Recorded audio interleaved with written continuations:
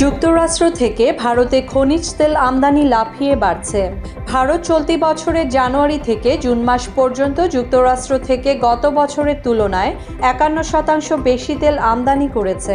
তার জন্য খরচও হয়েছে প্রায় দ্বিগুণ। সরকারি সূত্রের দাবি, ২০২৪ সালের প্রথম ৬ মাসে যুক্তরাষ্ট্র থেকে ভারত দিন প্রতি ১.৮ লাখ ব্যারেল হিসেবে খনিজ তেল আমদানি করেছিল। ২০২৫ সালের ওই একই সময়ে আমদানি পৌঁছে গিয়েছে দিনে ২.৭১ লাখ ব্যারেল। আরও বিশদে পরিসংখ্যান খতিয়ে দেখলে মার্কিন তেল আমদানি সবচেয়ে বেশি বৃদ্ধি পেয়েছে এপ্রিল থেকে জুন পর্যন্ত বৃদ্ধির হার গত বছরের তুলনায় ১১৪% বেশি। ২০২৪ সালের প্রথম ভাগে মার্কিন তেল আমদানিতে ভারতের খরচ হয়েছিল $১৭৩ কোটি। ২০২৫-এ তা হয়েছে $৩৭০ কোটি।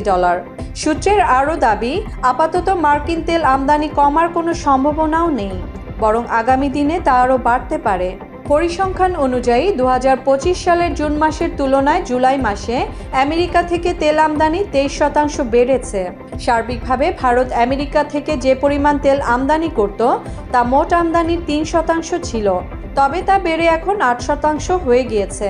মাত্র ৩০% টাকায় জমির মালিক হয়ে নতুন বাংলাদেশের গড়ে তোলার স্বপ্ন দেখা বাংলা বসতি। শুধু তেল নয়, এলপিজি, এলএনজির মতো জ্বালানি গ্যাসও আমেরিকা থেকে আগের চেয়ে বেশি কিনছে ভারত। ২০২৩ সালের তুলনায় ২০২৪-২৫ অর্থবর্ষে এলএনজি আমদানির পরিমাণ প্রায় ১০০% বেড়েছে। ভারত বিশ্বের তৃতীয় বৃহত্তম তেল আমদানিকারক দেশ। মোট আমদানির অন্তত ৩৫% রাশিয়া থেকেই আসে। এটা নিয়েই অসন্তুষ্টি ট্রাম্পের। ভারতের পণ্যের উপর ২৫% শুল্ক আরোপ করেছেন তিনি।